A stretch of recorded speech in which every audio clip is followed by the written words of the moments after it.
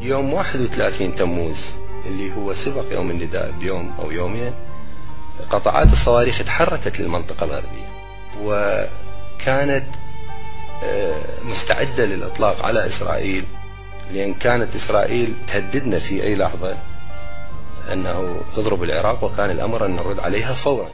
هجرة مكثفة أخرى من إسرائيل هروبا من قصف الصواريخ العراقية. هاي سواياتي تعذبك دقاتي، هاي سواياتي تعذبك دقاتي، الهل راياتي الهل راياتي، مر ملاقاتي مر ملاقاتي مر ملاقاتي، تغص بعظم الدنيا غص بعظم الدنيا.